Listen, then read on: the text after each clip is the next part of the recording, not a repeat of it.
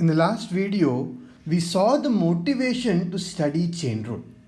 In this video, we will see the proof of chain rule and some other applications.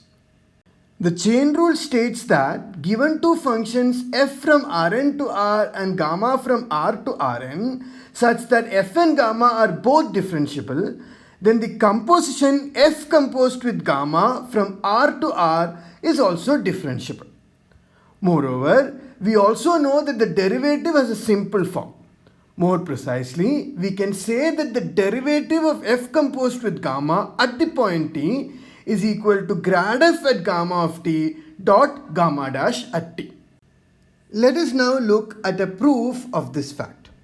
First of all, observe that as f is differentiable at the point x, we know that limit y tends to 0, f of x plus y minus f of x minus the gradient of f at x dot y divided by norm y is equal to 0. Therefore, if we define u of y is equal to f of x plus y minus f of x minus gradient of f at x dot y whole divided by norm y, then we know that as y tends to 0, u of y also tends to 0. Therefore, we can express f of x plus y minus f of x as norm y into u of y plus gradient of f at x dot y. Moreover, notice that here u of y tends to 0 as y tends to 0. We will use this to prove the chain rule. Let us see how this can be done. Recall that the derivative of f composed with gamma at the point t is equal to limit h tends to 0 f of gamma of t plus h minus f of gamma of t whole divided by h. Now notice that f of gamma of t plus h can be rewritten as f of gamma of t plus f of gamma of t plus h minus f of gamma of t. We have just added and subtracted gamma of t. And thus, the limit we are interested can be rewritten as follows. And now notice that if we denote gamma of t by x and gamma of t plus h minus gamma of t by y, then we can use the previous result and simplify this. Recall that f of x plus y minus f of x is equal to norm y into u of y plus gradient of f at x dot y. And we substitute gamma of t plus h minus gamma of t in the place of y. Therefore, we can simplify and write the numerator as follows.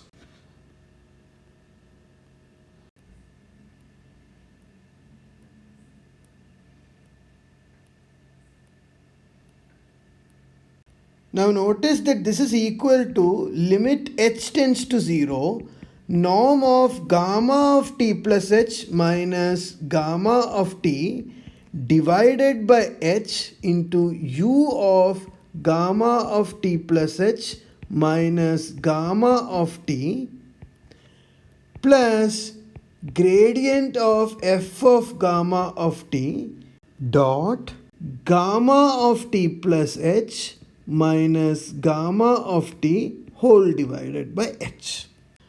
Now notice that this converges to gamma dash at t, this converges to 0, and this quantity is bounded as the modulus of this quantity converges to norm of gamma dash at t. Therefore, the product of these two quantities converge to 0. Thus, this limit is equal to gradient of f at gamma of t dot gamma dash at t.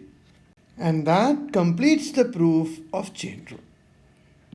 Recall that in the previous video, we talked about an analog of mean value theorem for functions f from Rn to R. However, we did not state this clearly, nor did we prove it. So now we are going to state it in a precise fashion and then prove the theorem. The mean value theorem states that given a function f from Rn to R and 2 points x and y in Rn, there exists a point C on the line segment joining x and x plus y. Namely, C has the form x plus ty where t lies between 0 and 1, such that f of x plus y minus f of x is equal to y1 into the partial derivative of f with respect to x1 at C plus y2 into the partial derivative of f with respect to x2 at C plus etc. up to yn into the partial derivative of f with respect to xn at C. Let us now try to see a proof of this fact. Define a curve gamma from R to Rn defined as gamma of t is equal to x plus ty. Then notice that gamma dash at t is equal to y. Therefore, the derivative of f composed with gamma at the point t is equal to the gradient of f at the point gamma of t dot product with gamma dash at t, which is equal to the gradient of f at the point x plus ty dot y. Thus, we get the required mean value theorem by applying the standard one variable mean value theorem to the function f composed with gamma on the interval 0, 1. And thus, the proof of the theorem is complete.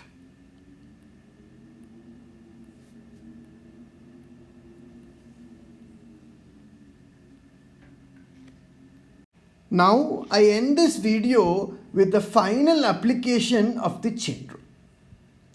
Suppose I am given a function f from R2 to R defined as f of x comma y is equal to sine of x square minus 3xy. Now it's very difficult to find the partial derivatives of this function using the definition. However, chain rule gives us a trick. Consider a curve gamma from R to R2 defined as gamma of t is equal to t comma y. Of course, we can immediately calculate the derivative of this curve and it is given by 1, 0. Now let us focus our attention to f composed with gamma. Notice that f composed with gamma of t is equal to sine of t square minus 3ty. Now we can find the derivative of f composed with gamma using the standard chain rule that we studied in real analysis. It is equal to cos of t square minus 3ty into 2t minus 3y. Now applying chain rule, we see that the derivative of f composed with gamma at t is equal to the gradient of f at gamma of t dot gamma dash at t.